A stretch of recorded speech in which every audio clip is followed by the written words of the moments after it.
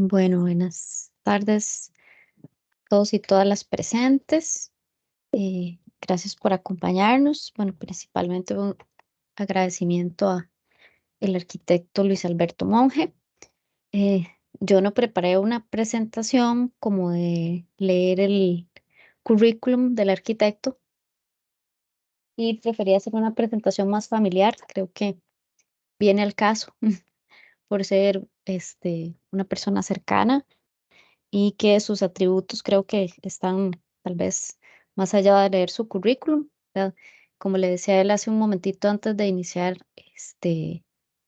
pues le tengo mucha admiración porque es una persona que este, ha dedicado muchísimo tiempo y esfuerzo a toda la documentación de la arquitectura en Costa Rica, bueno, de América Latina en general, porque es un amante de la arquitectura y de la historia de la arquitectura.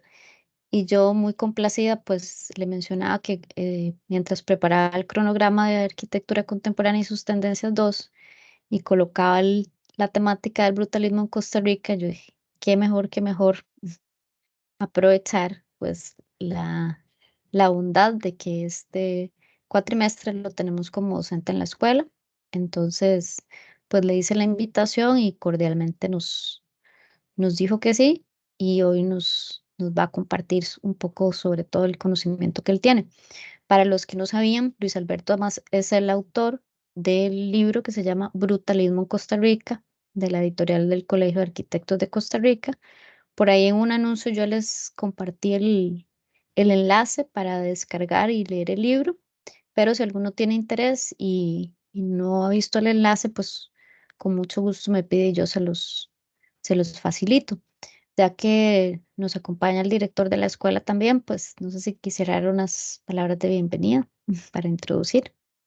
Por supuesto, y más bien agradecer tanto a Bonela por generar este espacio y a Luis Alberto por permitirnos esta gran oportunidad de conocer más a fondo sobre el brutalismo en Costa Rica, que bien dijiste, es el autor de este libro, que es un hito en la historia de Costa Rica porque no había ningún tipo de obra que pudiese mostrar lo que en nuestro país se ha hecho bajo esa influencia y que es de total relevancia que quede por escrito y además con ello el conocerlo para que lo podamos mantener, porque al fin y al cabo esas obras van a terminar siendo patrimonio de nuestro país en unos años. Así que pues es de verdad importante y agradecerle a Luis también que nos acompaña ya como docente en nuestra escuela, que eso es para nosotros también muy importante y que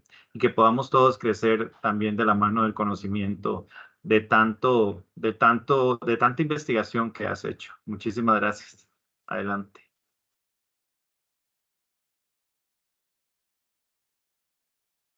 Parto de una. Sí, tal vez nada más decirte, Luis, ¿vos preferís que te hagan todas las preguntas al final o preferís preguntas en el proceso? Cuando gusten, no hay problema. Ok, Así no nos entonces, dormimos.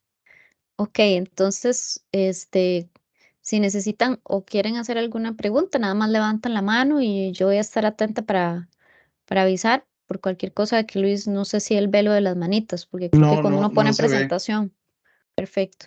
Entonces, ya saben, si requiere ¿Cuánto preguntar algo, tiempo es, más o menos? lo que hayas predispuesto, como mi clase es de 2 horas y media, ese es el límite, pero en realidad con una hora y Ok, media, ok. creo que estaremos bien. Esperemos menos. De acuerdo. Bueno, muchas gracias. Voy a apagar yo mi Eh, micrófono y cámara y ahí quedo atenta para lo de las preguntas. Buenas tardes. Primero que nada, para mí siempre es un gusto visitar otras escuelas y facultades de arquitectura.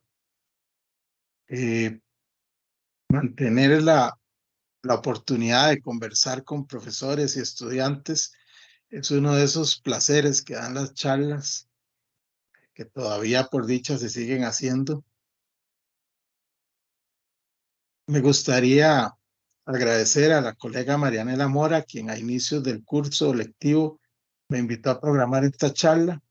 Lo curioso, ahora lo conversaba con ella, es que en realidad yo nunca he dado esta charla, porque es mi clase de brutalismo, entonces he dado la clase 100 veces, pero nunca la he dado como charla.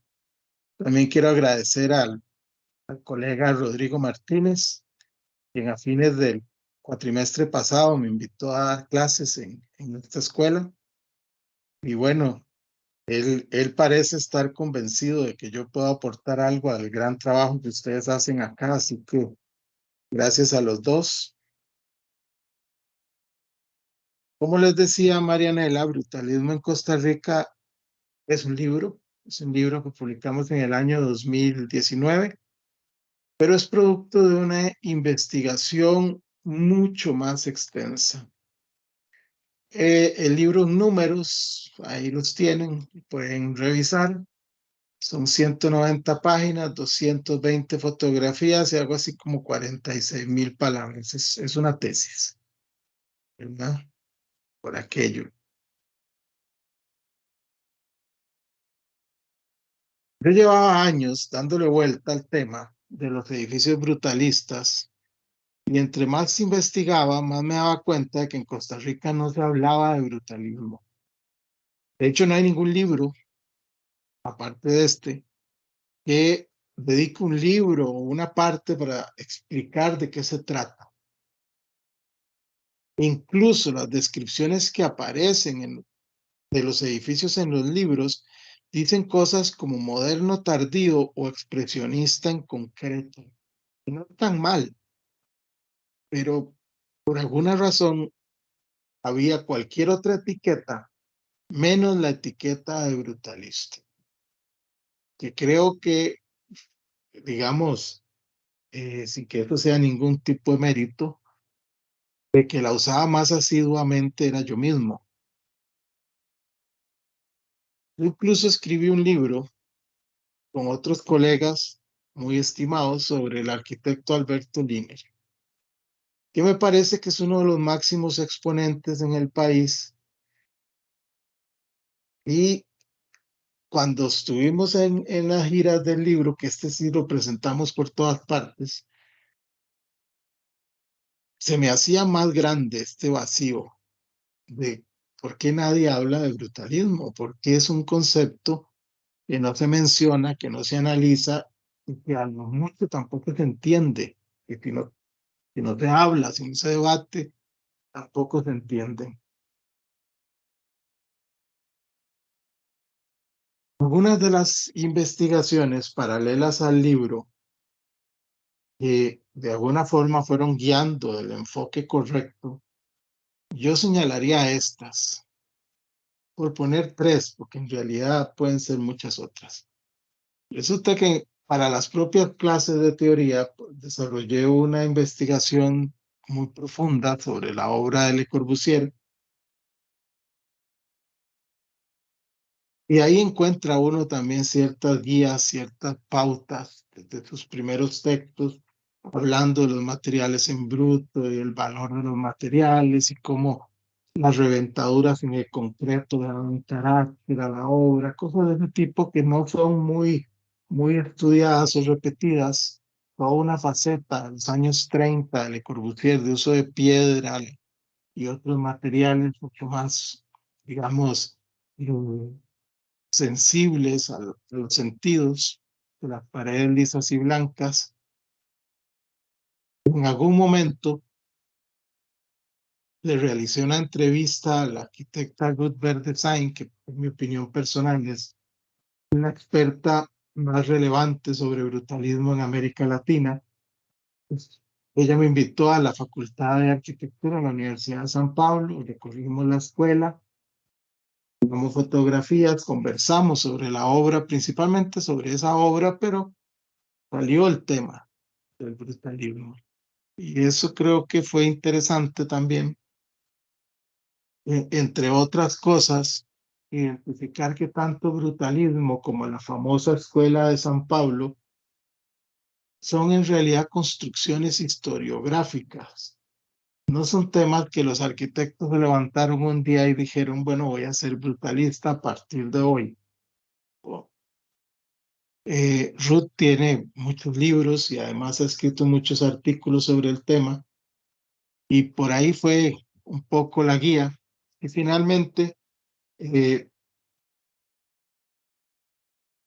esa misma visita a San Pablo, siempre trato de reunirme con los amigos cuando viajo y Marcelo Ferraz es un gran amigo y además un gran arquitecto.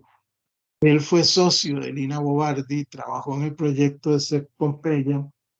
Entonces lo convencí de que dejara su día libre y en vez de cuidar a su nieto, se fuera conmigo a ver un edificio que él debe haber visto 1 millón de veces. Lo recorrimos conversando y conversando sobre Lina y algunas de sus cosas. Por ahí me empezó a dar unas ideas de por dónde dirigir la investigación. Tiempo después, visitando Lima,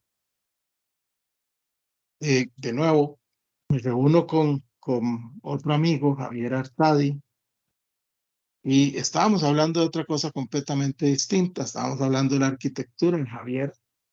Y en algún momento le comento que estábamos en una cafetería sobre la posibilidad de que quería escribir el libro. Y Artadi me dice algo que me quedó dando vueltas y me pareció excelente para trabajar como la hipótesis del texto. Él me decía, es posible que la decepción de décadas de no poder alcanzar la materialización exacta o el ideal geométrico continuo haya dado como consecuencia buscar una solución intelectual al problema con el invento del brutalismo. Ahí el ladrillo es ladrillo, el concreto es concreto y el metal es metal. Javier es un gran diseñador y como pueden ver, además es un gran pensador y un intelectual. A mí me agrada rodearme de gente así, porque aparte te dan ideas para escribir libros.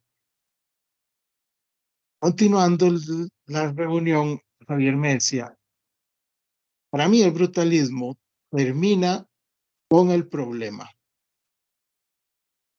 Ahora las cosas son tal como son y la perfección geométrica pasa a ser una cuestión ubicada más en la mente del arquitecto, pasa a ser una idea misma.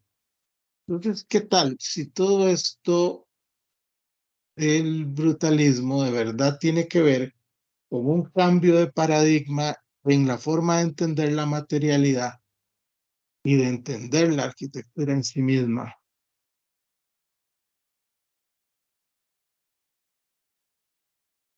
El primer, no capítulo, pero digamos la primera división que tiene el libro es la introducción. El diseñador escogió, no sé por qué, pero me parece muy acertado, poner este texto al inicio de esa parte. Aunque es visible, el texto es mío, pero me pareció muy oportuno que lo pusiera aquí. Aunque es visualmente identificable en la piel de los edificios y por el uso de los materiales en fachada, el brutalismo es más que una estética, a pesar de que para muchos no está tan articulado intelectualmente como para ser considerado un estilo, y poseer además una connotación casi negativa. Pocos conceptos arquitectónicos alcanzaron tanta difusión e impacto en la segunda mitad del siglo XX. Esta corriente arquitectónica, que nace a partir de las obras realizadas por Le Corbusier en los años 50, se difunde en el mundo de la arquitectura en parte como crítica y en parte como reivindicación de la arquitectura moderna. Rápidamente, la generación de arquitectos de la posguerra, seducida por el brutalismo, y Costa Rica no es la excepción.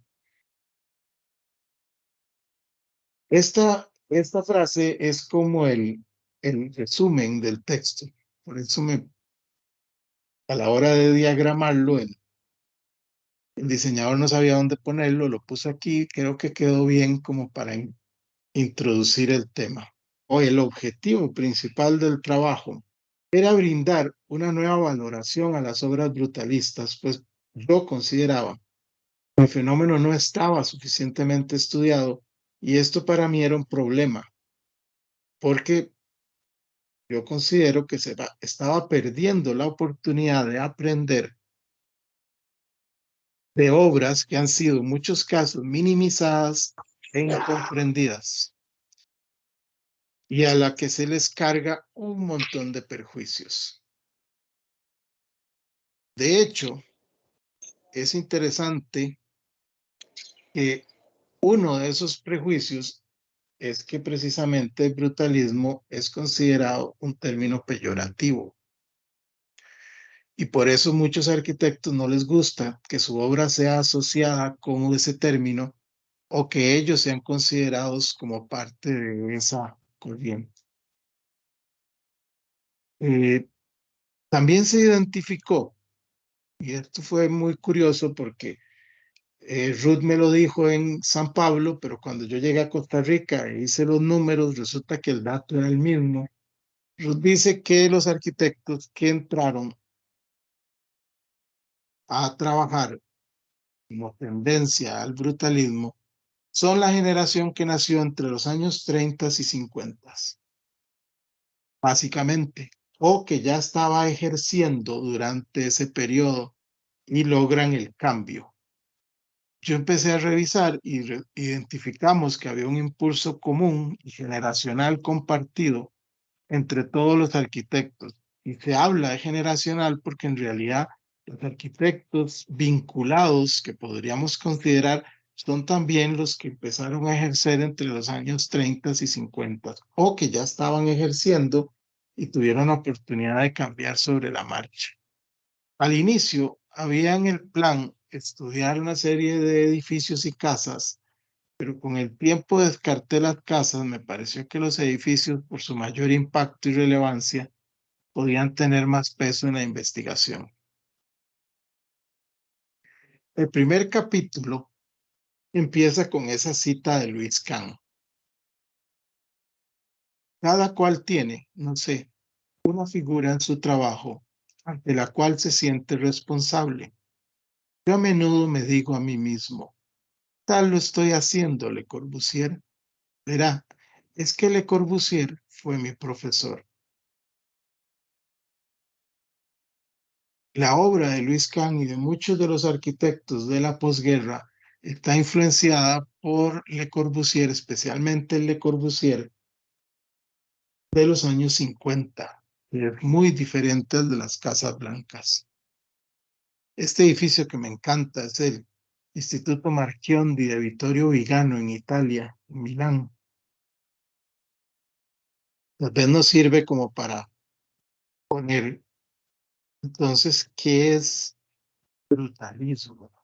A mi manera de ver, no hay detrás del concepto una línea clara que lo identifique, como si lo hay detrás de otros sismos de la segunda mitad del siglo XX. En realidad ahora se le dice brutalismo a cualquier edificio de concreto, lo que en realidad es un error, porque no todos los edificios brutalistas son de concreto y no todos los edificios de concreto son brutalistas.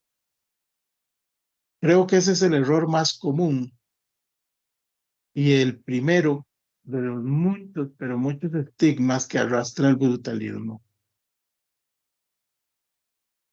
¿Y por qué la gente se confunde y dice que todos los edificios de concreto son brutalistas? Yo creo que es porque es evidente el contundente reconocimiento que tiene la sustancia matérica. Estas, digamos, texturas del concreto, esta percepción que genera sombras, imperfecciones, rayas, hacen mucho más evidente la condición material de la arquitectura, que finalmente es lo que resalta más. Les mencionaba antes que la arquitecta Verdesign es tal vez quien más ha investigado el tema del brutalismo y de allí la importancia que tenía reunirme con ella de conversar algunos temas. Ella afirma, y esto es sacado de uno de sus tantos textos, que el brutalismo es un complicado y oscuro término frecuentemente usado de manera negativa. Para ella quedó atrapado en el cambio de la historia entre el moderno y el tardo moderno. Es tal vez por eso que ha sido poco estudiado y comúnmente ignorado. Para mí, el brutalismo representa el claro reflejo de la capacidad que siempre ha tenido la arquitectura para reinventarse. En este caso, estética, ética e incluso metodológicamente, pues surge desde el movimiento moderno en la posguerra como resistencia al desgaste y a los excesos del movimiento moderno. Pero no surge como una oposición, sino como un replanteamiento, surge como una crítica interna. No voy a entrar en detalle, pero se sabe que durante los SIAM de la posguerra, de la Segunda Guerra Mundial, los arquitectos jóvenes empiezan a tomar el mando, hay un cambio en fuerza, aparece los Smithson y otros arquitectos que toman más peso, más control. Ellos abogan por un nuevo tipo de arquitectura que no necesariamente es solo brutalismo. De ahí vienen todos los ismos de los años 60 y 50 que ustedes estudian en teoría. El brutalismo es uno, pero de ahí sale el posmoderno, el high-tech, el famoso regionalismo crítico y otro montón de cosas. El término brutalismo no debería ser atribuido únicamente a un origen común, como se cree, y muchos libros de historia hacen referencia a que es un término inglés. De hecho, el libro dedica todo que podría ser una parte de un capítulo para explicar que los términos brutalismo y nuevo brutalismo ya se usaban en Suecia 3 o 4 años antes de las primeras publicaciones de los Smithson, y ya se habían publicado libros y revistas cuyo sumario en inglés ponía la frase nuevo brutalismo. Así que no es un invento necesariamente británico como se ha creído. Yo creo que a excepción de los trabajos de Le Corbusier, no existe un foco geográfico. Como sí decía Ruth, es un foco generacional. Son arquitectos jóvenes que están empezando a ejercer en su mayoría. Y es que llegamos a esto, Le Corbusier pasa de sus casas blancas a las obras brutalistas. Aquí es cuando la idea de la perfección geométrica que hablaba Tadi empieza a tener como mucho sentido. Tenemos las paredes delgadas, blancas y lisas, y pasamos a paredes gruesas de material expuesto y llenas de imperfecciones. Hay un investigador que se llama Armando Caroca, que él le atribuye a Le Corbusier a partir del término weathering, que es un término que usan los anglosajones para explicar las huellas que deja el tiempo, tanto climático como cronológico, en las obras de arquitectura. Caroca dice que Le Corbusier aprendió ciertas lecciones a la grava, ¿verdad? Respecto al deterioro precoz de sus obras, y ese cambio de materialidad tal vez venga por allí. Una de las hipótesis del libro, hecho sea de paso, es que tal vez uno de los 5 puntos tan pregonados por el autor haya desencadenado en este cambio. Él hablaba de fachada libre, que se refiere a desligarla totalmente de la estructura, lo que la convierte en un componente liviano, le reduce la masa, incluso le reduce el grosor. Mies van der Rohe llega a eliminarla completamente y sustituirla por una pantalla de vidrio. Así que ya no era necesaria, digamos, como borde continuo estereotómico, que era lo que traía la tradición de la arquitectura. Es probable que para evitar el deterioro y la obsolescencia precoz, Le Corbusier decidiera agregar más masa a sus muros, agregar, vamos, este cambio de materialidad, buscando más presencia, más peso. No sería el primero. Recordemos que Barragán agrega color y ciertos ejercicios de sacar la ventana hacia afuera y cosas de eso para dar la sensación de mucho más masa en los muros. Estas obras que vemos aquí, la unidad habitacional, el convento La Tourette y los proyectos de Chandigarh, son contemporáneas de los años 50 y 60 de Le Corbusier y no se parecen en nada a las casas blancas. De hecho, la conceptualización de los elementos varía, no hay fachada libre aquí, hay otra cosa. Empezaron a copiar todos los arquitectos alrededor del mundo, que son ese montón de cajitas, y de alguna manera desde adentro te hacen ver el muro mucho más grueso porque lo proyectan hacia afuera. Le Corbusier empieza a experimentar con materiales en los años 30. Todos saben que él estuvo de colaboracionista con el gobierno de Vichy, el gobierno que los nazis pusieron en Francia. No le gusta mucho, así que decide salirse, y en esa época no tiene mucho trabajo, así que empieza a explorar. Es la época en que escribe el Modulor. Y esta casa que no se construyó, la Maison Errázuriz, es la más antigua que yo conozco, en que Le Corbusier rompe con los muros blancos y empieza con muros de piedra. Uno podría pensar que tal vez él consideraba que los chilenos no podían construir una casa moderna, así que les dio algo que pudieran construir con piedra y madera.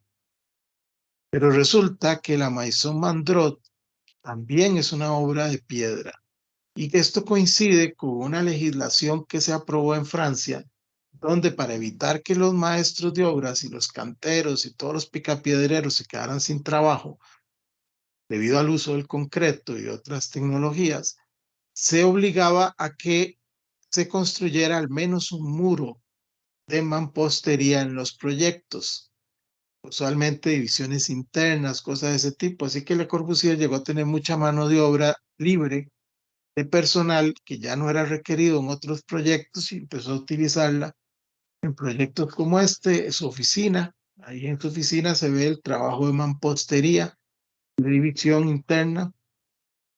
Y por supuesto, el pabellón suizo, que es el primer edificio totalmente de concreto que desarrolla Le Corbusier en 1933. Y aquí tenemos este otro, que es la Maison Mantés.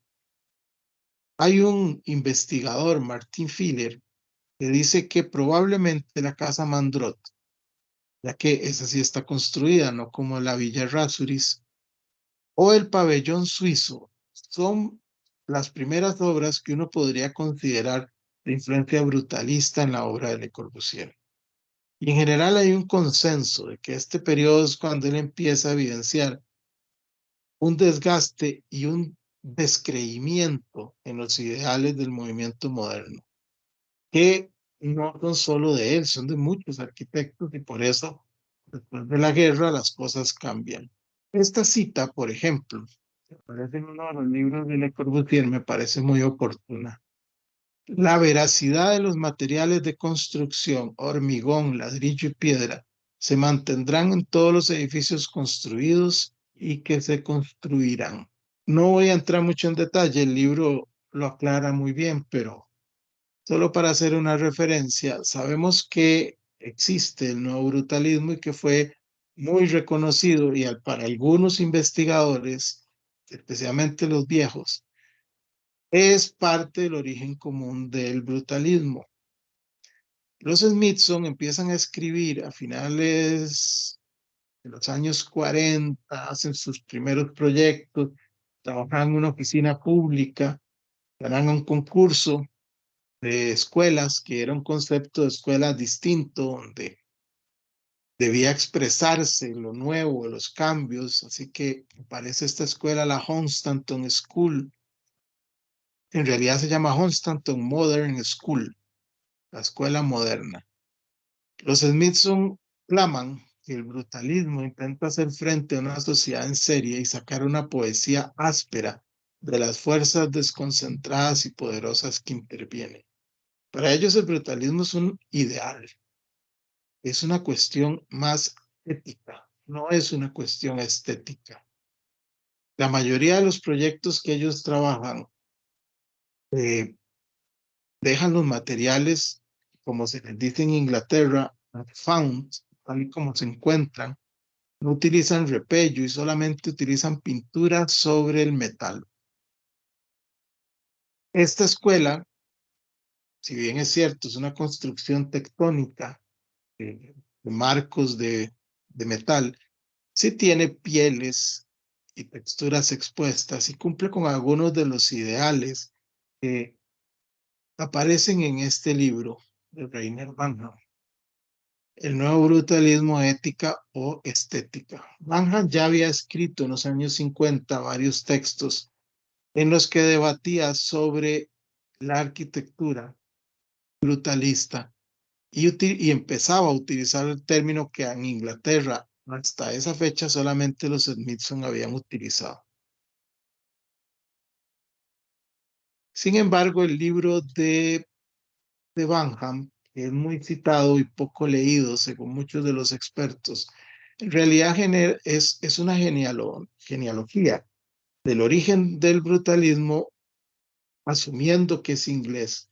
Lo que sí aporta es una serie de reglas y de descripciones que se vuelven internacionales.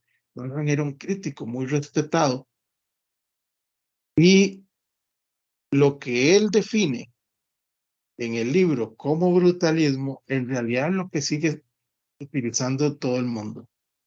Proyectos como este de Erno Goldfinger, Balfour Tower, son el tipo de arquitectura que se está desarrollando en Inglaterra. O estos Robin Hood Gardens de los mismos Smithson, que fue demolido en el 2017.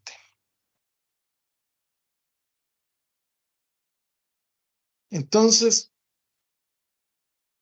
terminando el primer capítulo, como una descripción histórica desde sus orígenes en Europa y hablando de varios edificios alrededor del mundo, ¿qué sería entonces brutalismo?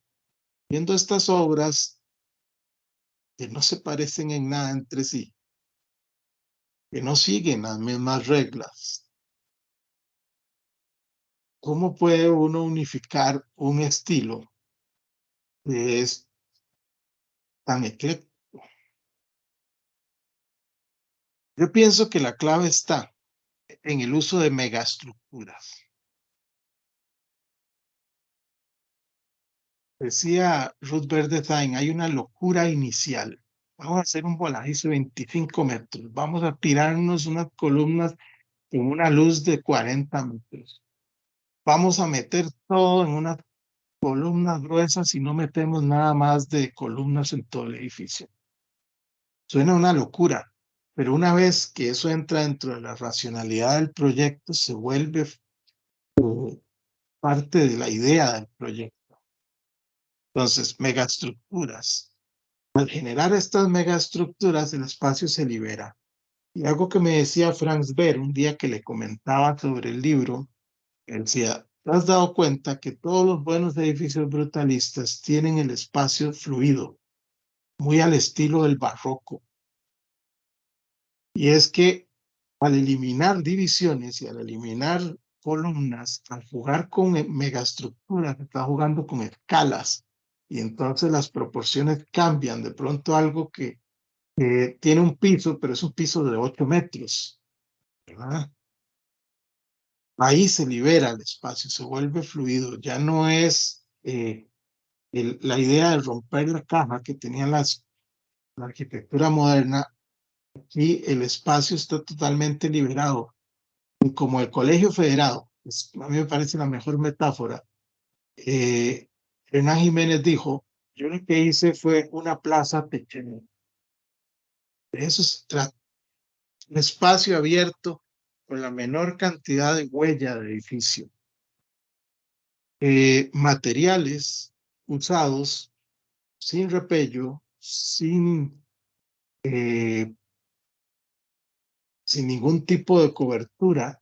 Algunos piensan que el concreto martelinado y otros tipos de acabados de concreto ya no serían brutalistas porque afectan el acabado final, pero sin entrar en esos detalles, yo diría que materiales sin acabados superiores, sino el mismo material sea el acabado en sí mismo. Eso permite que el ladrillo, por ejemplo, los prefabricados, los concretos, la piedra, también puedan entrar en el juego del brutalismo. Y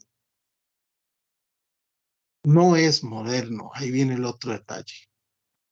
Desaparece la idea del piloto, desaparece la idea de la placa torre, el estilo internacional.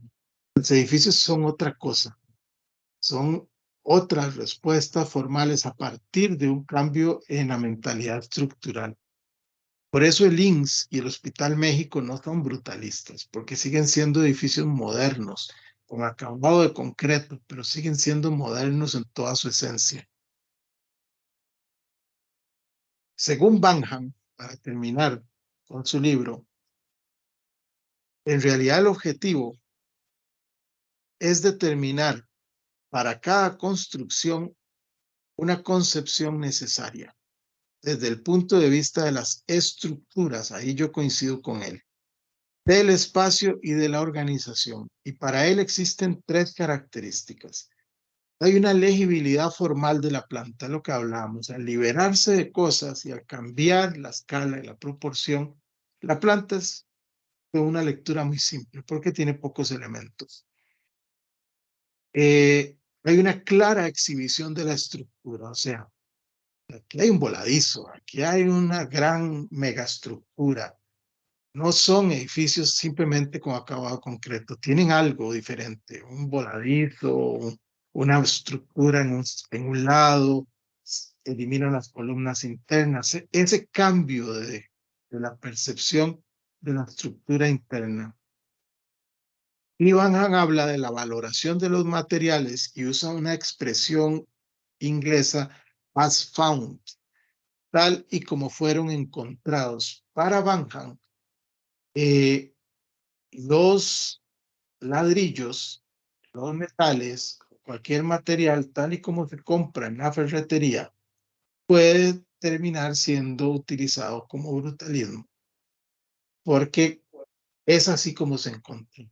Y de quitar la formalidad de los concretos quedan tal y como se encontraron. Entonces los concretos cuentan también. Uno de los grandes maestros, el libro cuenta una anécdota sobre esta plaza, se la dejo para que la lean porque es muy bonita, entre Luis Barragán y Luis Kahn. Ahora sí, el segundo capítulo se enfocaba en brutalismo en América Latina. Al final, por cuestiones de espacio, en el libro hubo que recortar varios capítulos. Dejamos fuera México, en parte porque la relación Costa Rica-México ya todo el mundo la conoce. Muchos de los arquitectos han estudiado en México, entonces hay un pequeño capítulo explicando un poco esa relación, pero decidimos dejarlo por una cuestión de espacio, ya no cabía más páginas, así que obras monumentales como esta no están en el libro, pero si nos concentramos en tres países, y en realidad esos tres países, porque yo los conocía muy bien, yo viví en ellos, entonces era más fácil, que son Argentina, Chile y Brasil. Por ejemplo, esta obra maestra. Esto es la esencia de lo que es brutalismo y esta es una de las razones importantes por las que Robert Design dice que no existe un origen común entre el brutalismo a nivel mundial, y, digamos, el resto de los países, excepto Le Corbusier. Es muy difícil centrarse porque, por ejemplo, este edificio, en realidad Alfonso Reydi lo diseñó muchos años antes de construirlo, ¿verdad? Ellos el edificio fue proyectado, para que se hagan una idea, en 1954. O sea, cuando empezaban los primeros edificios de Le Corbusier, cuando empezaban estos edificios, el de Milán que vimos, este edificio sale a concurso y gana concurso. Pero aquí podemos ver, las megaestructuras levantan el edificio del piso. Esas como Ws que sostienen al museo. El museo es esa caja que está ahí adentro. Pero además tienen los aleros que lo protegen del sol. Esto está frente a la playa. Este museo está se llama Playa de Gloria, ¿verdad? Que es de esos lugares muy bonitos que tiene Río de Janeiro, cerca del Museo de la Segunda Guerra Mundial. En realidad, aquí está toda la clave. Hay una mega estructura, un espacio liberado y el uso de materiales expuestos. Alfonso Reydi, el Museo de Arte Moderno de Río de Janeiro. A mí me encanta este. Es una de esas obras maestras que han sido muy poco estudiadas. Es tal vez el único edificio que diseñó en Brasilia Lucio Costa. Todos sabemos que Lucio Costa era el maestro de Oscar Niemeyer. Lucio Costa hizo el diseño urbano de la ciudad de Brasilia, no los edificios los hizo Niemeyer. Pero resulta que había que hacer una torre de televisión. En esa época la televisión se transmitía así, ahora ya no. Esta torre está sin uso. Igual que los celulares, que en algún momento tenían unas grandes torres de celulares en las Olimpiadas y cosas así, ya eso no funciona de esa manera. Lucio Costa levanta una mesa de 3 patas y mete un museo adentro. Y luego los niveles de la torre son miradores. Entonces te sube por un elevador que está en el centro y puede ver la ciudad de Brasilia de todas partes. Entonces, es la torre de televisión, pero en realidad es el mirador de la torre. O sea, es el lugar, el edificio más alto de Brasil por muchos años fue, y usted puede ver todas las ciudades de ahí. Entonces, digamos que la función práctica es esa, pero podemos ver esas megaestructuras que de hecho, si las vemos comparadas con la gente, el ancho que tienen, una cosa así como 5 metros en la parte más delgada. Niemeyer en Brasilia levantó unos edificios. La obra de Niemeyer es muy curiosa. Niemeyer, recordemos, que decía Lucio Costa, que el mayor logro de Le Corbusier fue crear a Niemeyer. Niemeyer fue dibujante de Le Corbusier cuando él visita Brasil. Juntos diseñan el Ministerio de Salud y Educación en Río de Janeiro. Y después de eso, la obra de Niemeyer va en ascenso. De hecho, vuelven a trabajar juntos en las Naciones Unidas, el proyecto que ganan, y es un diseño de Oscar Niemeyer, no de Le Corbusier. Niemeyer siempre trabajó el tema de las megaestructuras, así que es como algo más personal.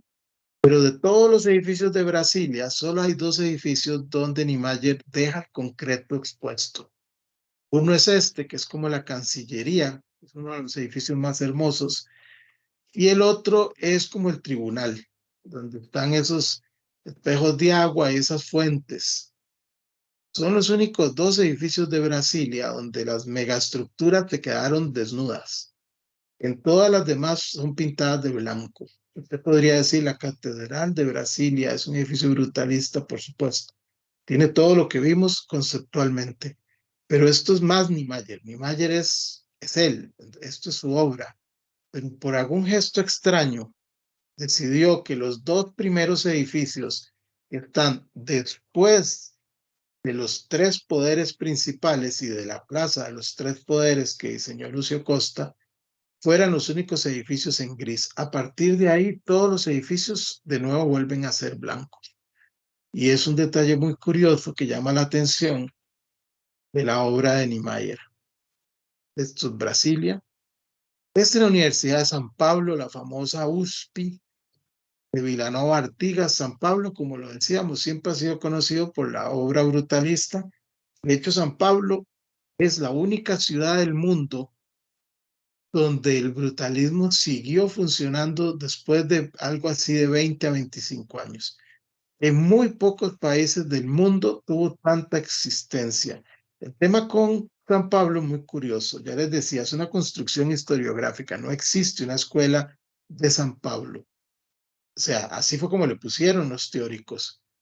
En realidad, de hecho, Vilanova Artigas empezó a hacer obras en brutalismo, digamos, posterior a los que son considerados sus alumnos, posterior a Paulo Méndez, por ejemplo, posterior a, bueno, a otros tantos. Resulta que la escuela de San Pablo tiene un origen muy curioso. Cuando Brasilia empieza a construirse, todo el dinero de obra pública que se invertía en Río de Janeiro se va a Brasilia. Río de Janeiro se queda sin obra. Los arquitectos de Río de Janeiro, entre ellos Niemeyer, migran a San Pablo a hacer obras. Y la razón es muy simple. En ese momento justo de la historia, al inicio de los años 50, la ciudad de San Pablo está creciendo fuertemente. Y entonces lo que era en Río de Janeiro la inversión del Estado para obra pública, en San Pablo es la inversión privada para obra privada. Entonces los grandes empresarios empiezan a hacer obras y eso genera muchos concursos, muchos proyectos y por eso hay un despegue. El hecho de que la capital se fuera de Río hace que la gente, los paulistas, empiecen a ver la oportunidad de convertirse en la ciudad más importante de la costa. Y lo toman como un proyecto personal y empiezan a invertir en grandes proyectos. Uno de esos proyectos es la Universidad de San Pablo. Vilanova Artigas es encargado de diseñar la escuela de arquitectura, pero no solo el edificio, el programa de arquitectura.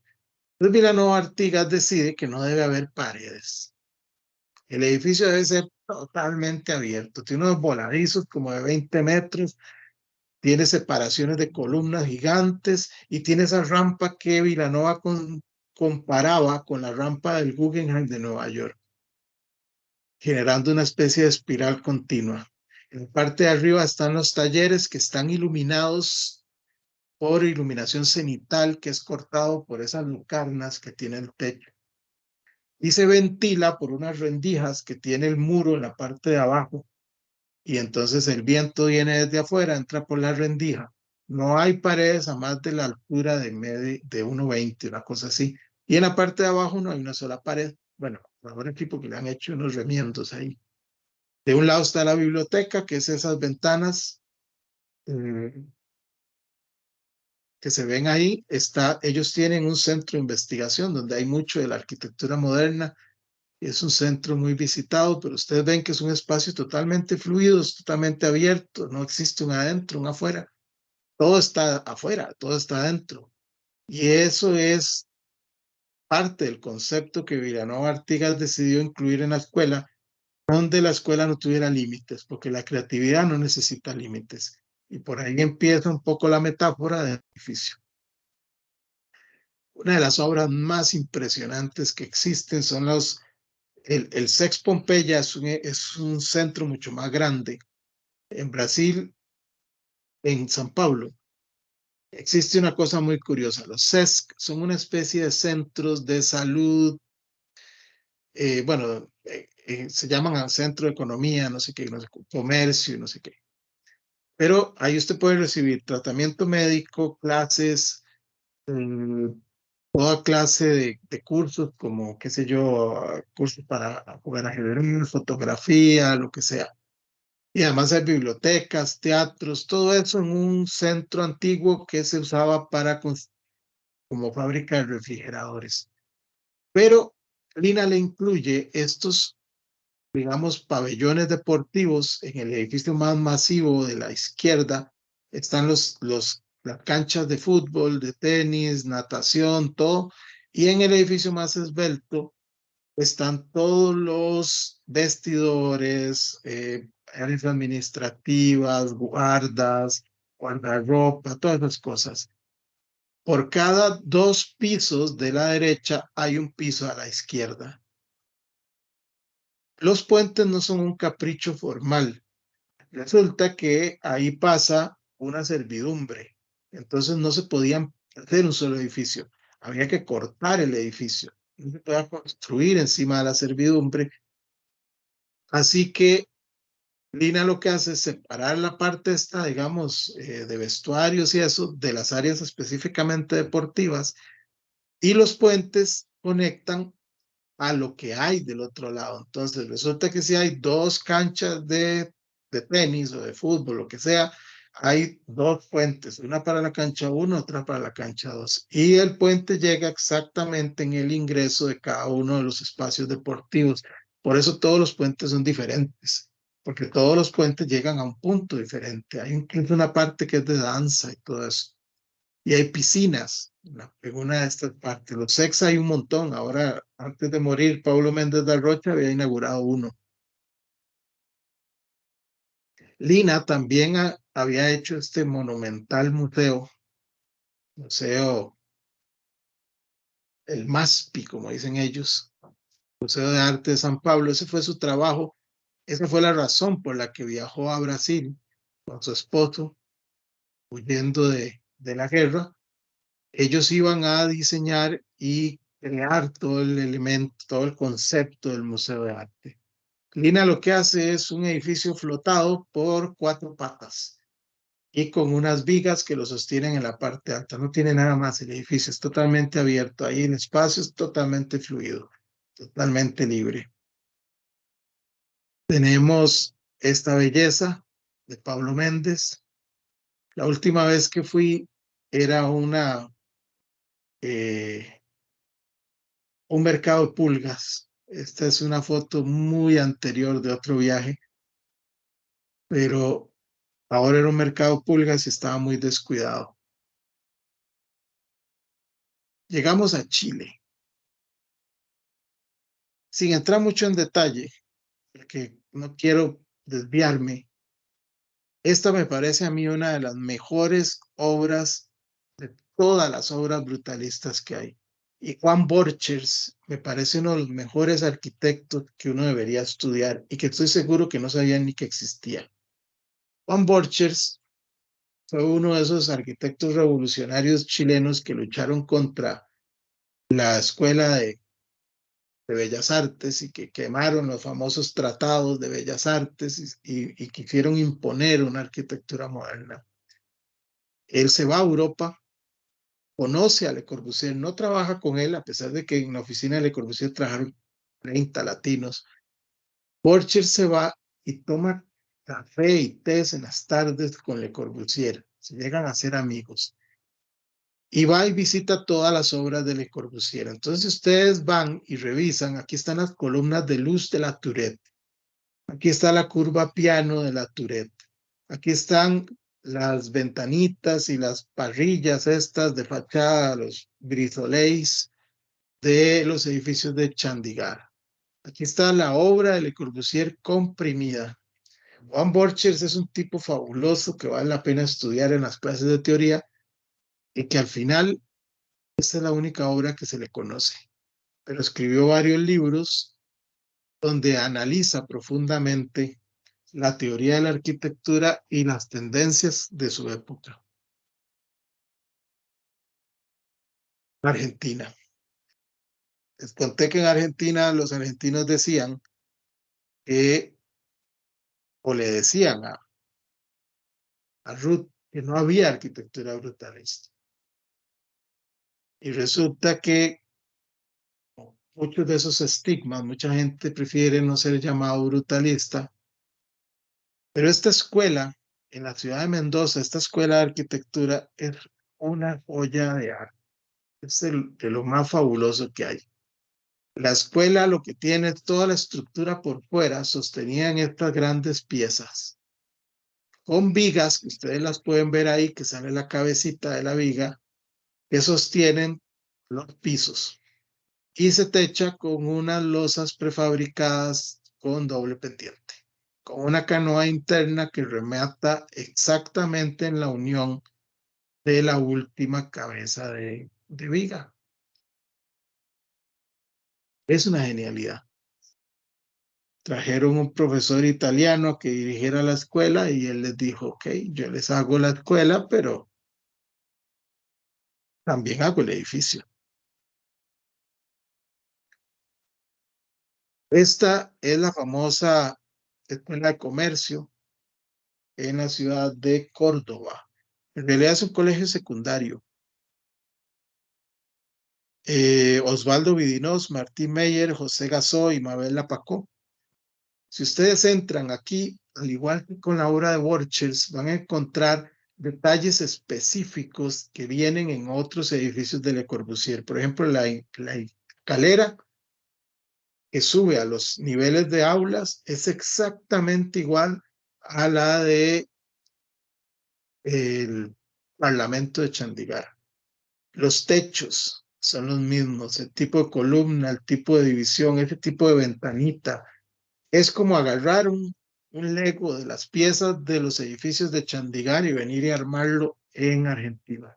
Pero es un edificiazo y vale la pena. Tuve la suerte de poder entrar porque tengo una amiga arquitecta que estudió ahí.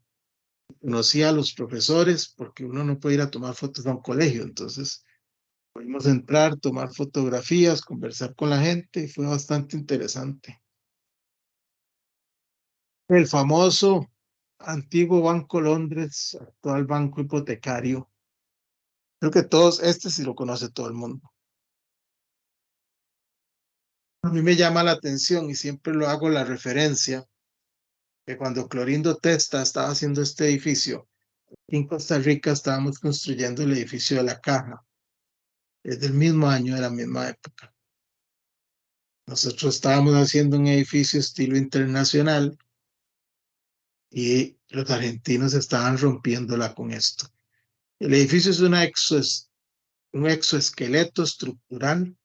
Los pisos internos están sostenidos por unos pilares que están separados de todo este elemento y en realidad es un espacio totalmente abierto. Usted está adentro y está viendo para afuera, usted está afuera, está viendo para adentro.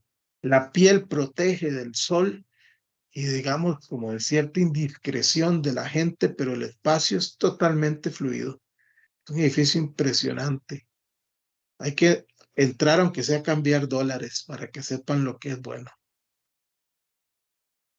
La Universidad de Buenos Aires, tuve la suerte de que me invitaron a unas charlas y entonces aproveché, tomé fotografías, son 3 edificios exactamente iguales, pero donde está la Escuela de Arquitectura, este es el de la Escuela de Arquitectura, tiene esa iluminación a partir de lucarnas, igual que el edificio de la Universidad de San Pablo. La biblioteca, la biblioteca que no está terminada, le faltan, ahí ustedes ven unos cuadritos en el concreto, en el borde de las ventanas, aparentemente ahí van ubicadas unos parasoles metálicos que nunca se pusieron, que le faltan al edificio, pero empezó en los años 60 y la terminaron hasta los años 90, cuando les dio miedo que Clorindo Testa se muriera. Entonces, para tener la obra terminada, le pusieron y la tuvieron hasta los 90. Argentina estuvo como 30 años sin biblioteca nacional, porque habían cerrado la antigua por insalubre, donde trabajó Borges, y esta se habilitó hasta los años 90. Es otro edificio espectacular, levantado del piso con una serie de elementos de concreto espectaculares, desniveles, Es una plaza techada, igual que el Colegio Federado, en sus orígenes. Este, que es poco conocido, fue hecho por el gobierno municipal. Querían un observatorio, ¿verdad?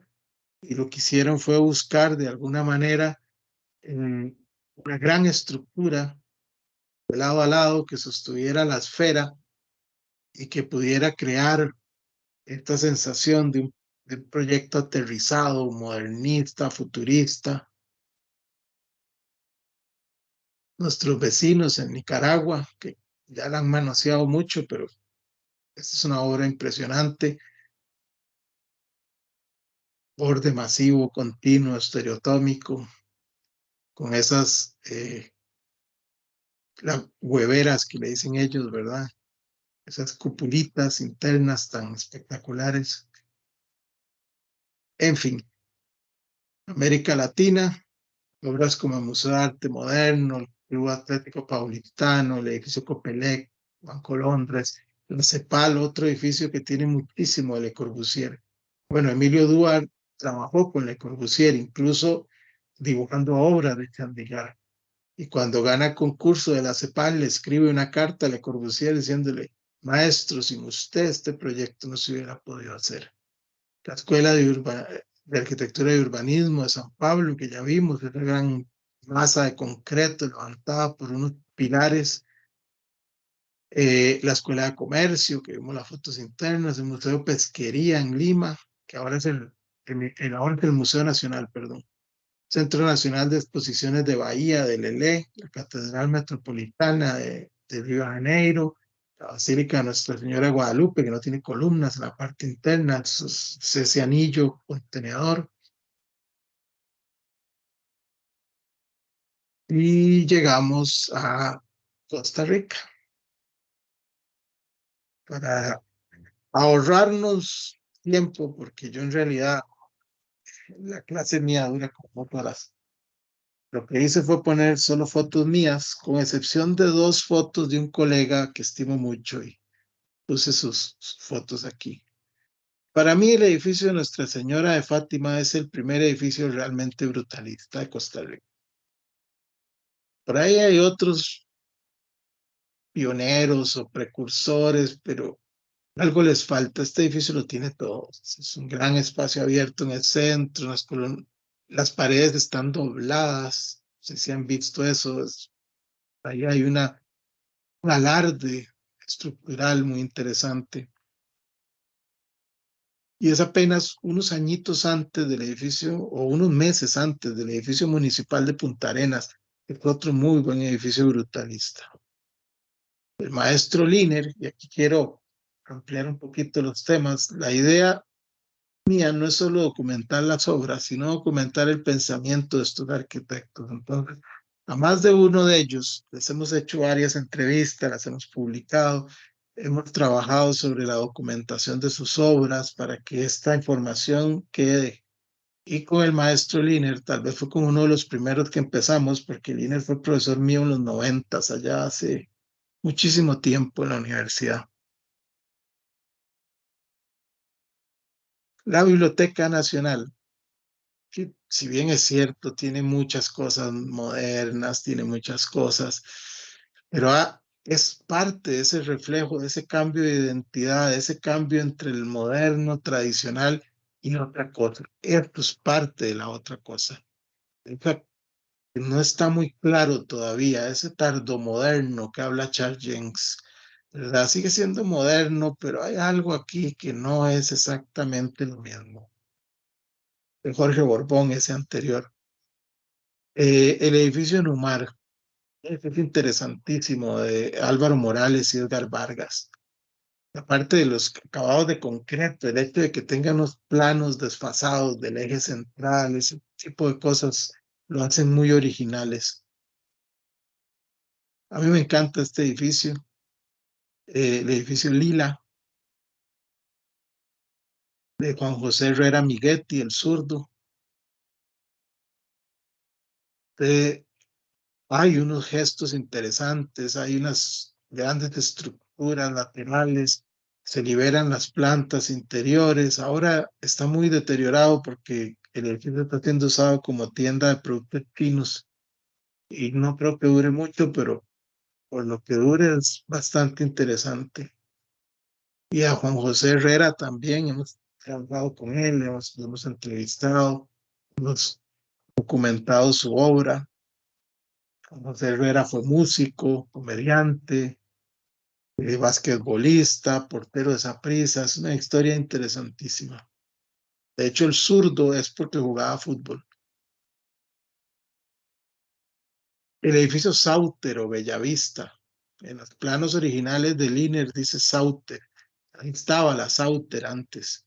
Pero ahora hay una plaquita al frente que dice edificio Bellavista. Es un edificio de parqueos en la parte alta, de uso mixto en la parte baja, comercio y oficinas. Oficinas en el medio y en la parte baja, comercio. Que tiene una rampa que lleva a la parte de arriba a los 3 niveles de parqueo. Está ahí en el centro de San José, cerca del cuartel Bellavista, de ahí el nombre. Otro edificio que me encanta, el antiguo Hotel Vista Palace, en Francisco Peralta, del arquitecto Jorge Borbón. Jorge Borbón es probablemente uno de los grandes arquitectos olvidados de este país. Hizo muchísimas obras de gran calidad ahí mismo, en el centro de San José. La gente no sabe quién es.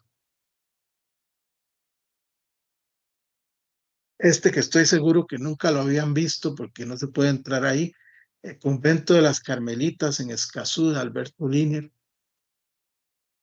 Todo el edificio está hecho en mampostería de ladrillo o bloc sisado expuesto con estructuras de concreto en la parte baja que en realidad son, ahí se pueden leer fácilmente, ¿verdad? Esas columnas que se van transformando en apoyos en la parte alta, toda la fachada es de ladrillo. Es un edificio interesantísimo, muy poco conocido, como es difícil de entrar. Creo que la historia de la arquitectura lo ha olvidado. Esta es una de esas fotos que les dije de un amigo, el tocayo Luis Monge, que estimo mucho. Él me tomó esta foto, él tenía la oficina al frente. Nos enteramos que iban a remodelar el edificio. Entonces, antes de que le pusieran un montón de cochinadas, yo le pedí que tomara fotografías. Tomó justo el día que no tenía nada. Entonces, el edificio, como era original, el famoso edificio de Guerón, ahí en San Pedro, de Víctor Cañas. Víctor Cañas es otro arquitecto del que hemos documentado mucha de su obra y que además es un gran amigo. De nuevo, Liner, ¿verdad? Ya les había dicho que hay mucho de Liner por acá porque en realidad fue con uno de los primeros que empezamos a trabajar. Esta es la clínica Jorge Bolio en San Joaquín de Flores. El templo votivo al Sagrado Corazón de Jesús de Raúl Godard y la empresa Dipsa.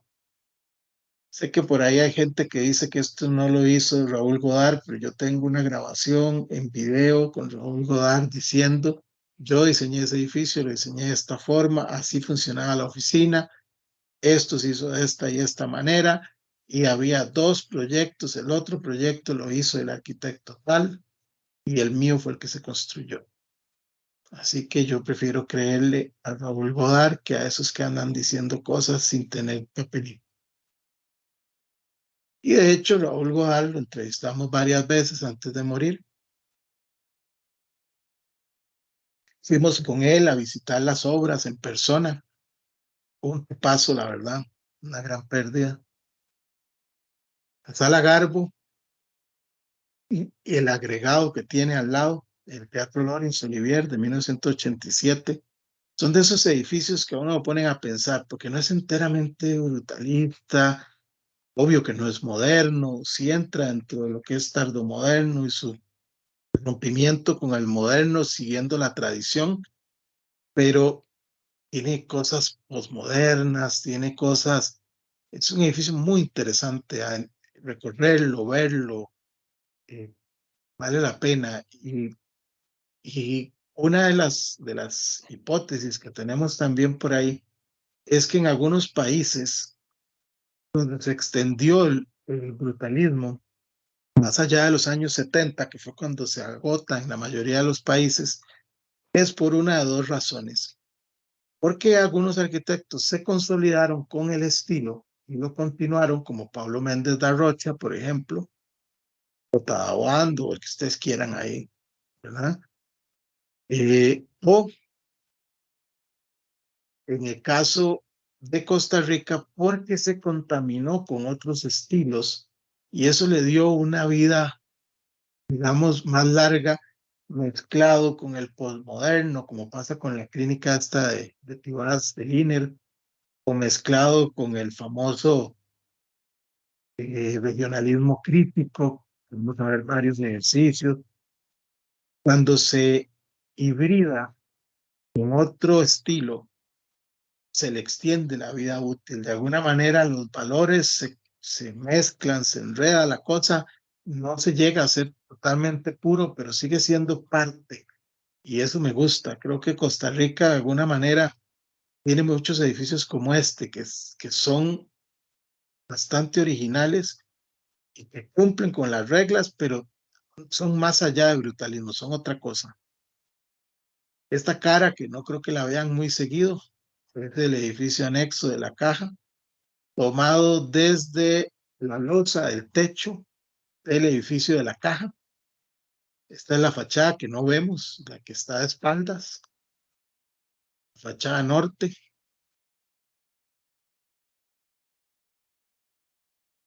El INS, para mí, de los 3 o 4 mejores edificios de este país.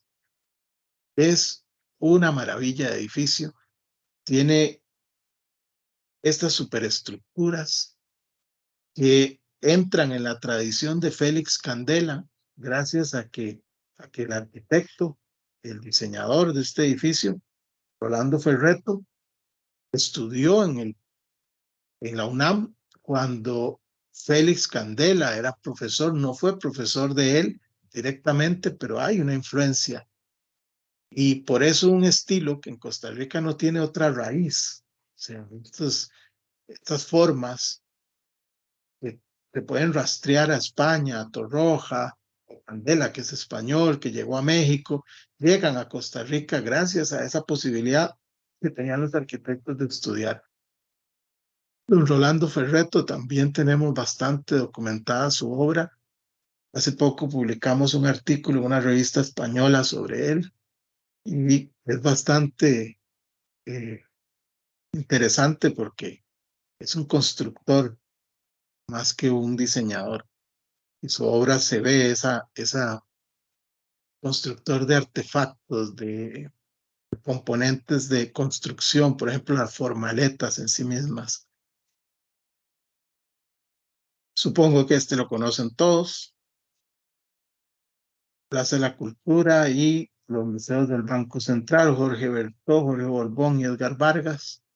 Me parece el otro gran edificio de Costa Rica, esa tensión y compresión del espacio, ¿verdad?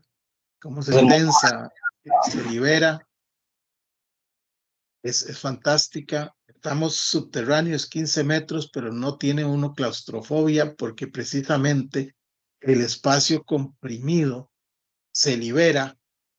O sea, hay una tensión que se genera con este espacio abierto de triple altura y con diseño, esto es arquitectura pura. Con cosas como esta resuelven el problema de un edificio enterrado en un país donde a la gente le da miedo cualquier cosa, los edificios altos y los edificios enterrados. De verdad una obra maestra. Si esto estuviera en México o en Argentina, sería uno de los edificios más famosos del mundo.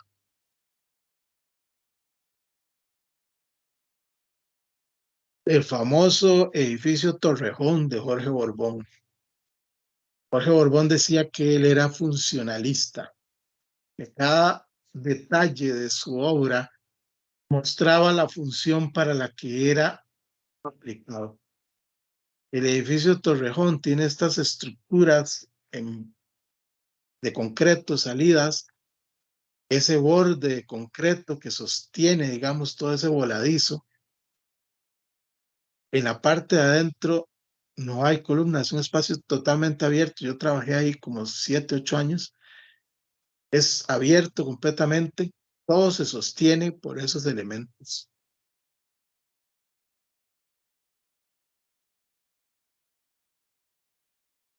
Este es el edificio que lo decimos La Dolorosa porque no sabemos el nombre, de Jorge Bertó, el INS de Heredia, de Adrián Guzmán y Dipsa. Este edificio me encanta. Banco San José, Roberto Sánchez Guay, el edificio del Colegio Federado de Ingenieros y de Arquitectos de Curriabat, esa famosa plaza techada. A don Hernán estamos trabajando en la documentación de su obra, hace poco estuvimos en su casa. Este edificio originalmente lo iba a hacer Hernán, pero terminó siendo el diseño de Fernando Arone, la Biblioteca de Economía e Ingeniería de la UCR.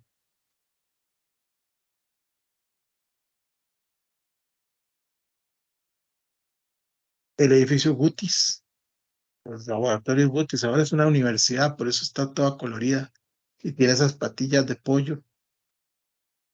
Le pintaron el ladrillo que tenía arriba en una jardinera de amarillo también, y los tensores que eran varillas lisas, número 8, también las pintaron de amarillo. Esto es de Álvaro Rojas, igual que el OVNI, que también está irreconocible, desafortunadamente. Ambos son de Álvaro Rojas, con el que también hemos trabajado bastante documentando su obra. Otra de esas fotografías que le dije, solo hay como 2 fotografías que no son mías. Esto es el famoso centro comercial Plaza del Sol de Jorge Borbón, radiográfica de Dipsa, que esas formas de concreto tan extrañas no tienen nada que ver con ninguno de los edificios de al lado ni nada, pero es el único edificio relevante de radiográfica de toda la esquina. Radiográfica tiene varios edificios ahí y este es el más potente precisamente por estos juegos de concreto que tiene. Adentro no es tan interesante, pero pues fuera así, la escalera de emergencia y las ventanas, todo este juego es muy bueno. El edificio Vista Real de Manuel González Apel, que es un poco extraño, tiene muchas cosas modernas y todo, pero tiene esas columnas habitables a lo Luis Kahn, donde está la circulación. Siempre me ha llamado la atención, aparte de los voladizos y las formas bastante interesantes. La clínica de Coronado de Alberto Liner, la Contraloría General de la República de Raúl Godard y la empresa DIPSA. Este no creo que lo hayan visto nunca, a menos que sean de Cartago. El Hospital Max Peralta de Cartago, la ampliación de Alberto Liner. Creo que la quieren demoler, así que si no lo han visto, vayan y la ven. Y aquí es donde les decía que la hibridación con otros estilos es lo que le dio más vida en Costa Rica, aparte de la duración de las obras públicas, porque te contratan un proyecto en los 90 y lo terminamos de construir en el 2000 y resto. Este proyecto a mí me encanta, son como 10 edificios que hizo el arquitecto Abel Castro en el Colegio Universitario de Cartago. Están a medio camino entre el regionalismo crítico muy influenciado en la obra de Hernán Jiménez y la exposición de materiales en bruto. Abel Castro fue alumno de Álvaro Rojas y de Alberto Liner, no de Hernán Jiménez. Por eso es curioso esa contaminación formal. Abelito. De Hernán Jiménez también tenemos esta obra que dicho sea de paso, es una muy buena obra en general. Hernán Jiménez, Nicolás Sánchez y Marco Valverde, entre otros. El famoso Centro Nacional de la Cultura. Y ya estamos en los 90, o sea, empezamos en el 69 y estamos por ahí del 93. La Catedral de Limón, me parece un edificio espectacular, totalmente, de Raúl Godard. Raúl Godard hizo, así como hizo la catedral, que es una de las iglesias más grandes de este país, está esta capillita ecuménica que debe ser uno de los edificios más pequeños de Costa Rica, que es una obra maestra de el manejo de los materiales. Está en la E, y es totalmente abierta a pesar de sus masas de concreto. Y bueno, tal vez esto más entra en el posmoderno, pero Rolando Barahona y el Radisson, ¿verdad? Con ese arco espectacular de concreto.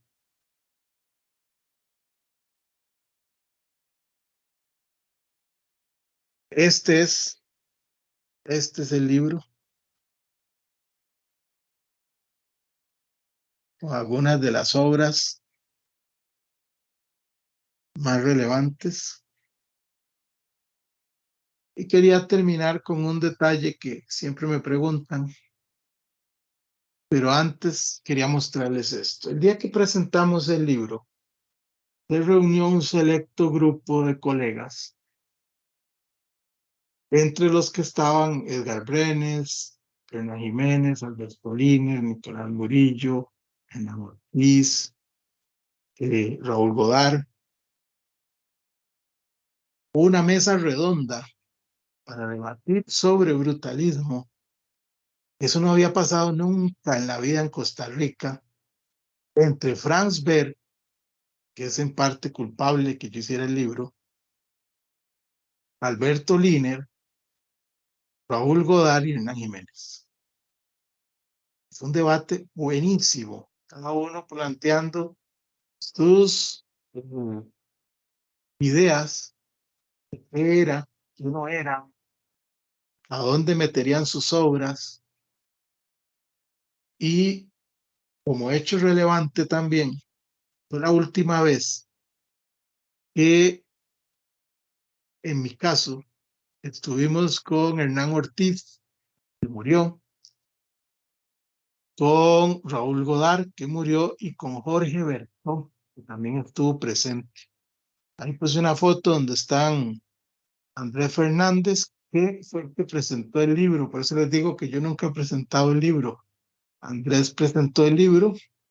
Andrés es un entusiasta, le encanta el libro, así que a él le encargamos la propuesta.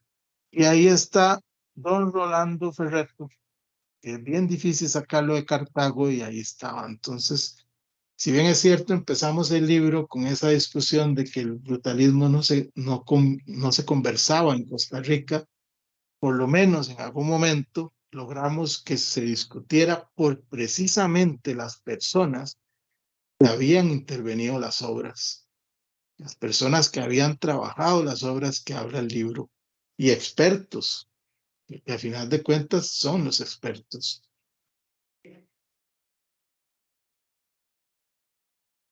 Y esta es la pregunta que siempre me hacen: ¿existe brutalismo en la actualidad? Las obras de concreto que se hacen son brutalistas, la Asamblea Legislativa o estos edificios en Lima, por ejemplo.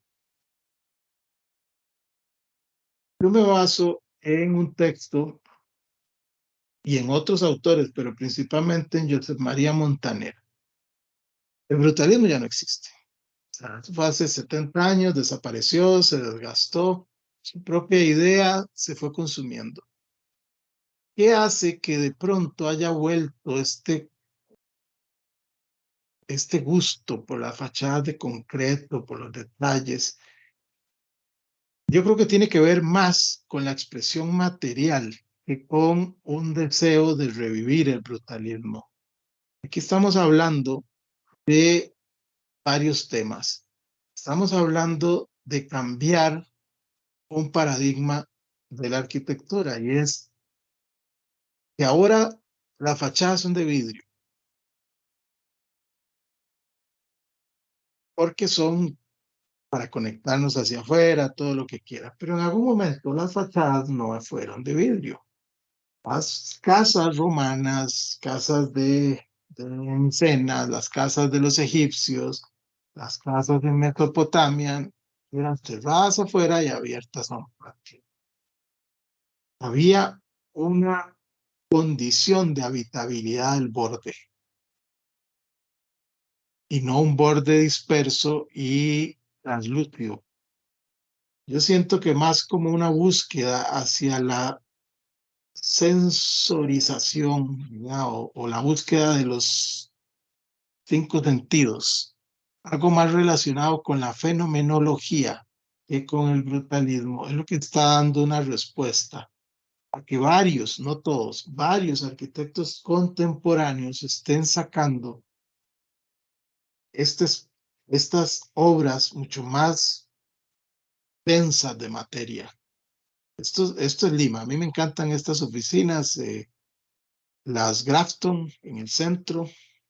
¿Verdad?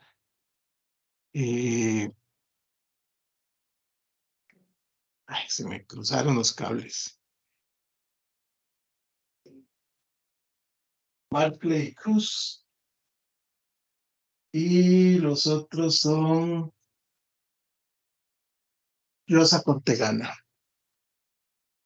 Creo que va más por la búsqueda de densificar el borde, de habitarlo, de regresar a esa estereotomía tradicional, de darle peso al muro, de darle densidad, no por un hecho de revivir un estilo. Esto no tiene nada que ver con el brutalismo, es otra cosa, y creo que es otra cosa que va muy bien encaminada.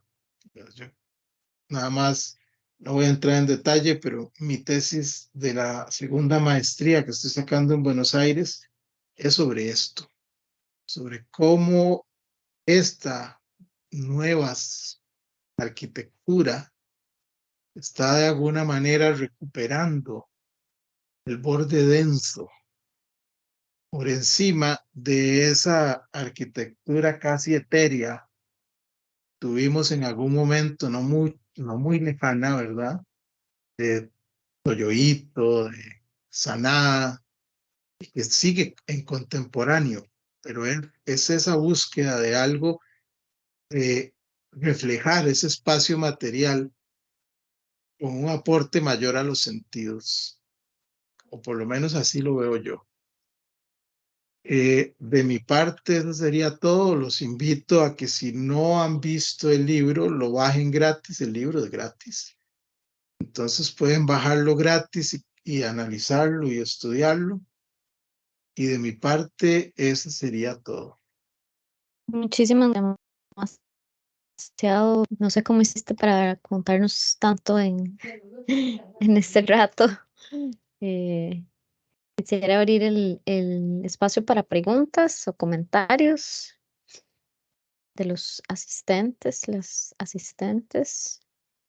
Si alguien no quiere abrir micrófono, también puede escribir su pregunta en el chat. Luis, yo te tengo una mientras ellos se van animando.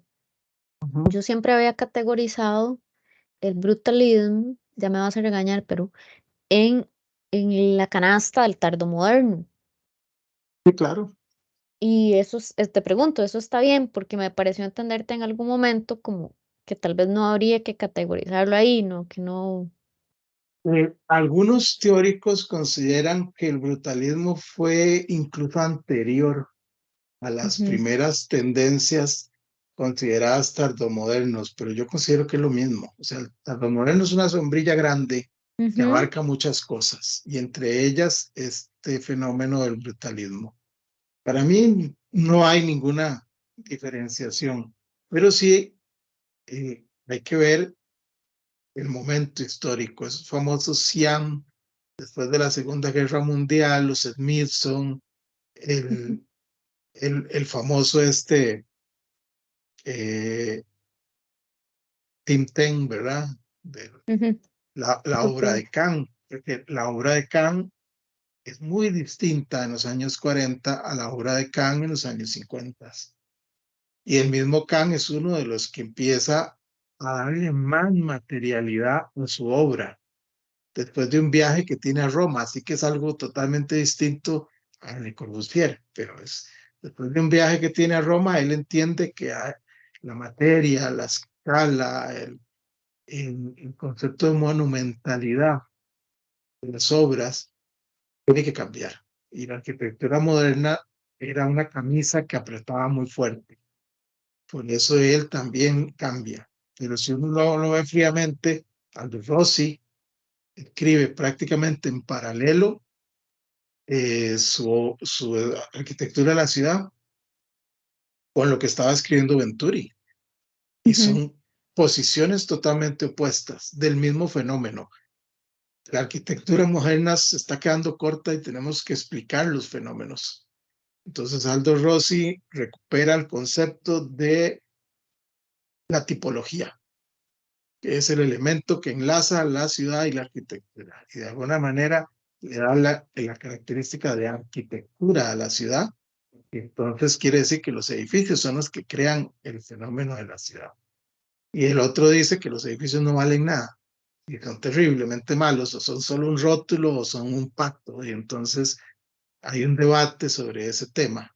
Pero de alguna manera los dos entienden que hay un agotamiento de la arquitectura moderna. Y es lo Ujú. mismo que hicieron los Smithson, lo mismo que hizo Rainer Banham. Banham, después del brutalismo, empieza a escribir sobre lo que después se llamaría high-tech. Y Ujú. entonces su libro, La primera era de la máquina y todas estas cosas van por este lado. Pero si uno ve antes, Colin Rowe, 1949, por ahí, Colin Rowe, estando en la Universidad de Liverpool, empieza a escribir las matemáticas de la villa ideal. Y que eso tiene más que ver con el postmoderno y con otras cosas. Pero eso es lo que crea a James Stirling, ¿verdad? Que fue alumno Ujú. de él. De Y Rock. Stirling es Ujú. otra cosa completamente. Es un arquitecto que no se parece a Expresionista nada. casi. Sí, y con Ujú. estructuras de metal increíbles, estructuras de concreto increíbles. Es otra forma de entender la arquitectura. Ujú. Y de hecho empieza a diseñar a partir de la sección. O sea, es como desplazar el corte, como extruir el corte, diseñar a partir del vacío del espacio en el corte. Y eso es algo que es diferente a lo que habían hecho los arquitectos modernos que diseñaban a partir de crear formas. Entonces hay un rompimiento. Estamos claros que en algún momento entre los años, primeros años de los 50 y a mediados de los 60 hay un rompimiento completo con la arquitectura moderna. Ahí nace el tardo moderno, que es una definición de Charles Jenkins para explicar que había pasado algo y que tenía 4 o 5 en el libro de él, ahí creo que son 11 o 12 estilos distintos que él define. Estaban pasando en todo el mundo, incluyendo el metabolismo y otras cosas. Entonces, yo creo que todos andan como en la búsqueda de ese, de esa, de ese ideal de arquitectura que había dejado de ser la arquitectura moderna porque ya la gente se había dado cuenta que no funcionaba.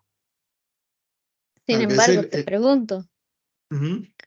¿vos crees que el paradigma de la arquitectura moderna ya fue superado por alguno de estos otros?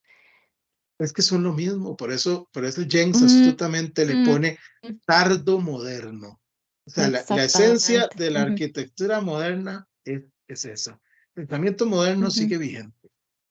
Exacto. Entonces, Ujú. De hay acuerdo. cosas Ujú. que no se han perdido, pero hacia dónde lo buscaba cada uno, porque digamos, los metabolistas son fabulosos. ¿Verdad? Esas estructuras que seguían creciendo y esas grandes columnas habitables a lo Luis Kahn que amarraban los proyectos, todo eso tiene una gran lógica considerando que sus ciudades se habían vuelto, eh, digamos, ya estaban totalmente saturadas y no tenían para dónde crecer.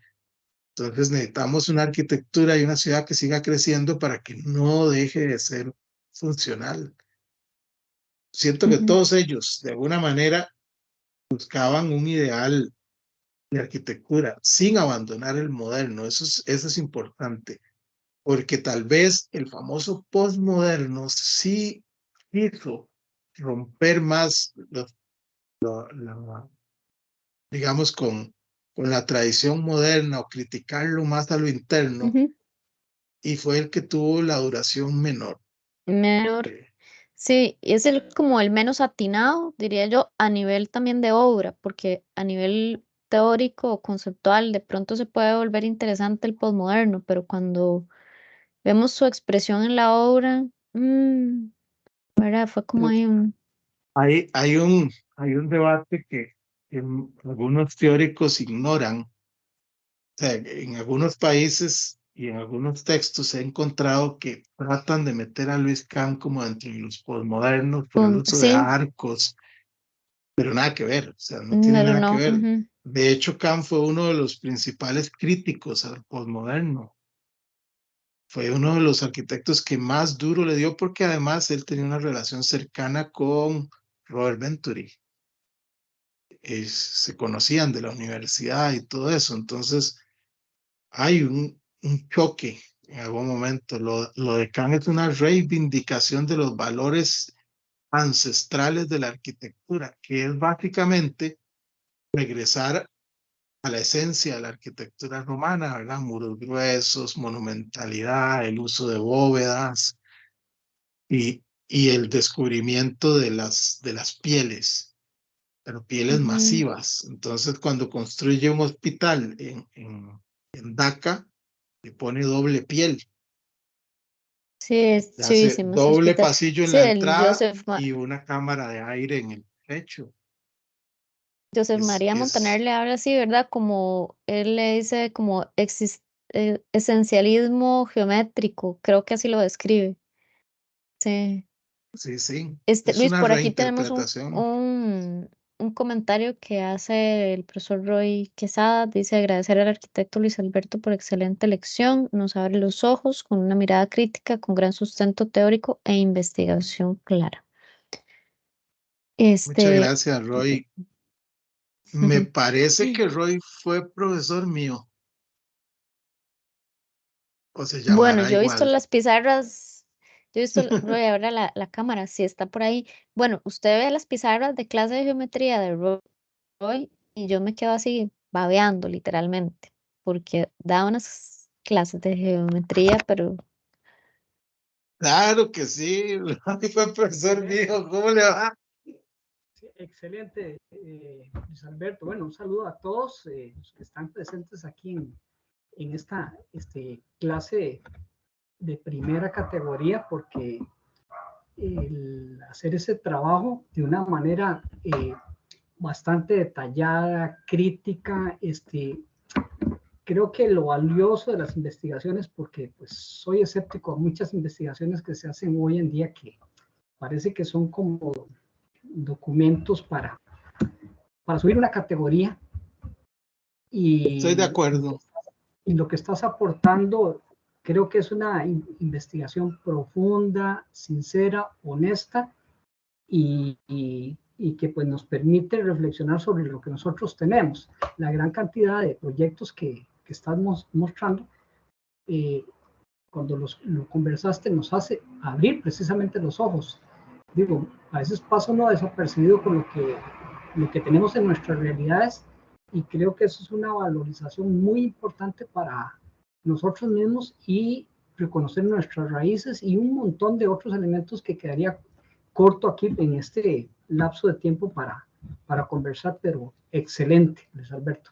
Muchas gracias, muchas Muy bien el gracias. aporte y creo que para porque hay muchachos que están oyendo de aquí, que están estudiando aquí en la universidad, creo que es importante que vean ese aporte. Muy bien. Muchas gracias, qué gusto saber de usted, don Roy. Igualmente, Alberto, Un abrazo. igual, ahí será algún día que nos veamos. Hasta luego. Gracias. Hasta luego.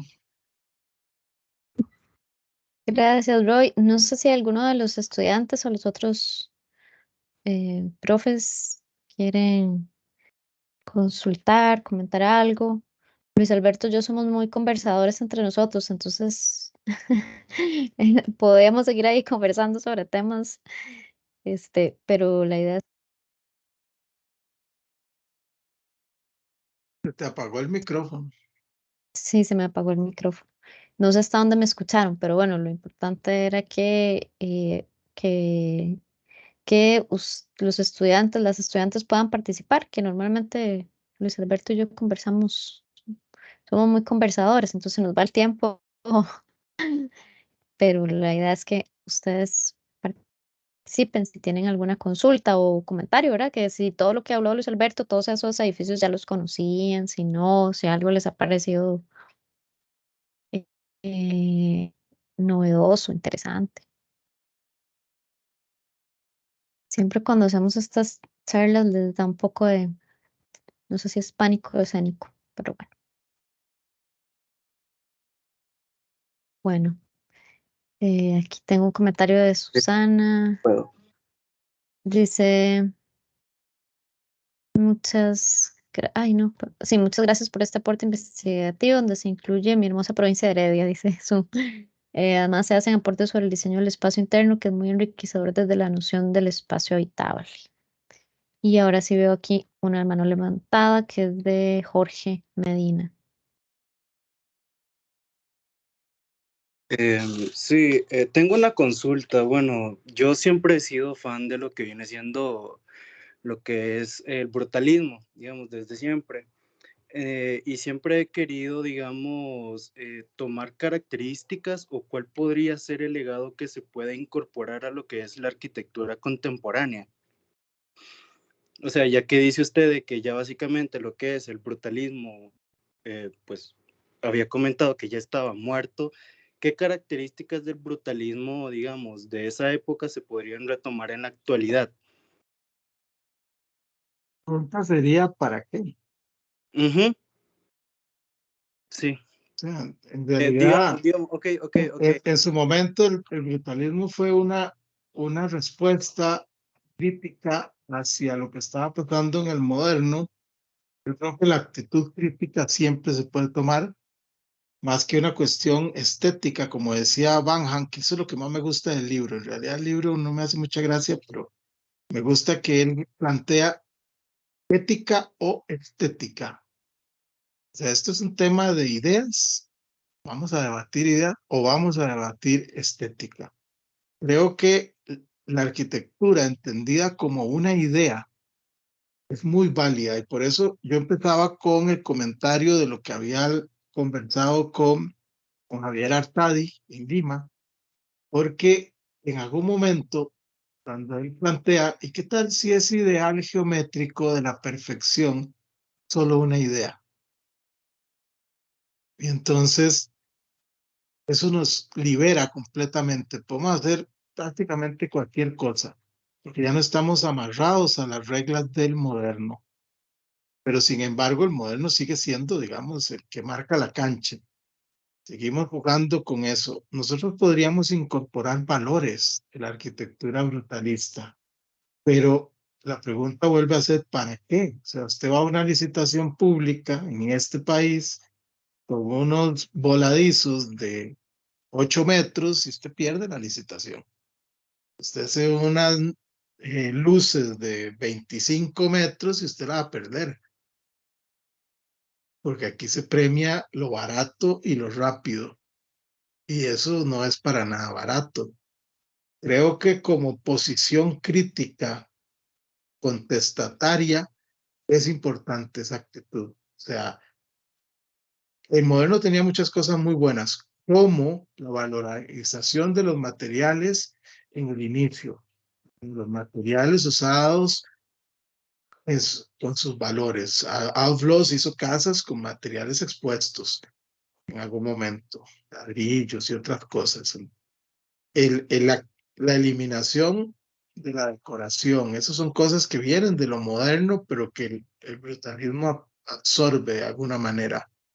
Yo creo que más que una cuestión estética, de usar grandes muros de concreto, y lo pueden hacer, se meten a la inteligencia artificial y le dicen que diseñe un edificio brutalista al estilo de Luis Kahn y les va a salir unas masas de concreto ahí todas increíbles, pero el edificio no tiene nada por dentro, no tiene ningún valor. Creo que el rompimiento del espacio, liberar ese espacio, hacer ese espacio totalmente fluido, ese es un aporte. O sea, tratar de ver cómo resolver los espacios a manera, yo le digo a mis alumnos, a manera de sistema. Dice Joseph Ferrando que los sistemas se adaptan, las formas se deforman. Si yo quiero modificar un proyecto y tengo una forma cerrada, la forma se va a deformar, le van a salir chichotas y va a salir como una palomita de maíz, un montón de cabezas por todo lado. Pero un sistema se adapta. Creo que el brutalismo entendió de alguna manera que la arquitectura es un sistema y que como sistema responde a grandes valores y no a pequeños detalles. Entonces, una superestructura es parte de ese entendimiento del sistema. Una liberalización del espacio es un entendimiento de que es un sistema. Yo iría por ahí. Si voy a rescatar algo, rescataría la actitud crítica y rescataría esta valorización del espacio y de la arquitectura como sistema. Si usted ve la obra de Paulo Méndez da Rocha, que es uno de los geniales arquitectos que hemos tenido en América Latina, la obra de Paulo Méndez da Rocha son 3, 4 cositas puestas de la manera más simple, más ordenada, sin mucho aspaviento, pero siempre, siempre, siempre hay una intención de que la estructura, la macroestructura, me libere el espacio. Entonces, eso es una forma de ver la arquitectura como un sistema, es ver que hay algo que está por encima de todas las piezas. Eso es clave. Y creo que por eso los buenos arquitectos de este país, como Franz, como Liner, como Berthaud, como Hernán, entendían de alguna manera esta concepción de la arquitectura como algo más grande. O sea, el sistema significa que todas las partes sumadas no llegan a lo que es un sistema. Un sistema es más que todas las partes sumadas. Y entonces hacer una superestructura que cubra una plaza como el Colegio Federado, donde las oficinas están colgando la estructura, es una manera de entender que el espacio general era más importante que el espacio de cada oficinita. Si empezamos a diseñar desde esa percepción, ¿verdad? De que es más importante la solución integral de los pequeños detalles, en vez de estar resolviendo el llavín de la puerta cuando empezamos, empezar a resolver lo que decía, o sea, para explicar lo que no suene muy enredado, que la estructura de campo que amarra las cosas es un poco más importante que cada una de las cosas que estamos poniendo en el proyecto.